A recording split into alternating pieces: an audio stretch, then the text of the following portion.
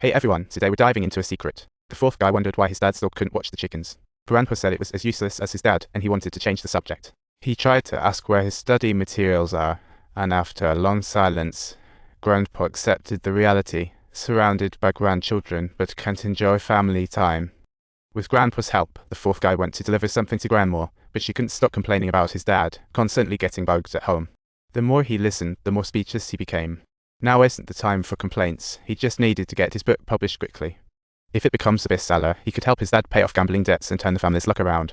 But when he showed his novel to the mayor just glanced at it, and instead, the mayor excitedly bragged about his contributions to the town, dropping hints that the fourth guy should write a book just to praise him. The fourth guy tried to grab the mayor's attention by discussing his book's content, but the mayor quickly shifted the topic back to his own achievements. After a long-winded speech, the mayor finally asked how much money he needed. When he heard just 20,000 lira, he instantly declared that the amount to be enough. When the fourth guy hoped for a good deal, the mayor changed his mind, saying using the money for his reputation might be better. The fourth guy was almost laughing out of frustration. The mayor kept insisting that if they could use the money for reputation, the fourth guy was nearly laughing with anger. The town has changed much. Its reputation only exists in leaders' mouths. The mayor told him to ask the market owner, who knew nothing.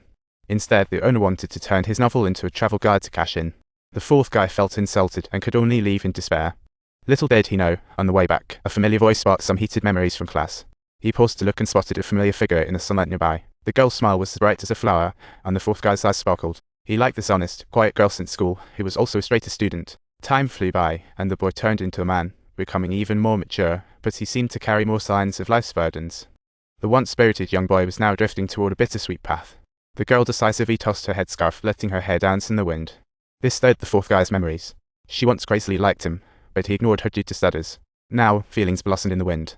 But the girl shed tears of regret as she said she was leaving for a fancy place filled with elites. The fourth guy thought she was joking at first. After a brief silence, the girl brightly insisted she was marrying a jeweler, though they weren't in love. Even though one craved beauty and the other wealth, one had to say it's a match made in heaven. She asked the fourth guy if she should go for it. Expecting a no in response, the fourth guy pretended to be serious and said congratulations, while the girl couldn't express her true feelings. Though she couldn't voice her feelings, he sensed her regret as he played along with the congratulating act. The girl's heart shattered completely, yet she gave the fourth guy a deep, passionate kiss, sealing their bittersweet youth with an imperfect ending. That moment's pain was unforgettable, and she smiled slightly before hurrying away at her family's call. Everything back home just didn't seem right. The fourth guy had an urge to blow everything up. He called a childhood friend, who said the best route nowadays was still to become a civil servant. He ultimately chose to follow his friend's advice and prepared for the exam. On the day of the girl's wedding, he could only watch from afar. Alongside him were two close friends, both of whom once had mad crushes on her. Love is funny like that. The one you adore doesn't love you back. The one who loves you, you often don't love. In the end, love is defeated by time and reality. As they chatted about Heidi, they soon got into a brawl. They even yelled about wanting to kill each other, perhaps perceiving one another as the jeweler, or maybe just the plain agony of unrequited love. Back home, looking at his bruised face, the fourth guy found it all quite humorous. He quickly packed his bags, ready to head to the city for the national exam. He wanted to escape this boring place and start fresh, but he didn't even have bus fare, hoping to keep his mom's support. Even that little bit of money his dad claimed for himself. He pretended to take him to the station, but then turned around to smoke and crave meatballs. He only wanted the fourth guy to give him money, but ended up handing some over grudgingly, yet he didn't really leave. He stealthily followed him. When he saw his dad go meet those gambling friends again, the tension in his heart finally eased. He felt utterly disappointed in his dad. The fourth guy knew he didn't want his fate. The exam ended, revealing his poor preparation. He planned to hit the bookstore for supplies for the next round, but ended up bumping into local author Suleiman. The fourth guy excitedly approached Suleiman for writing advice or help with publishing, but unfortunately, Suleiman had lost his soul in the grind of making a living. He only considered making money. The fourth guy tried to change his mind, but Suleiman got up to leave immediately.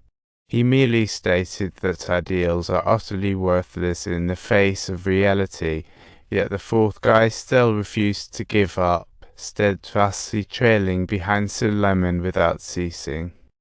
He tried to argue that even a struggling country writer can produce excellent work, even using just a letter to quickly gain fame in the literary circle. But the fourth individual continually insisted that he didn't want him to depart. "You don't want me to walk away, do you? You don't want me to walk away, do you? Wouldn't you prefer me to stay, rather than leave? You wouldn't want me to leave, right? You don't want me to just up and go, do you? You don't want me to just up and go, do you? You really don't want me to walk off, do you?" You really don't want me to walk off, do you? Did you want me to stay? You don't want me gone, do you? You really don't want me to leave, do you? You really don't want me to leave, do you? You wouldn't want me to skedaddle, would you? You wouldn't want me to skedaddle, would you? You seriously don't want me to bounce, right? You seriously don't want me to bounce, right? You would never want me to take off, right? By the way, don't forget to subscribe to our channel for more awesome content.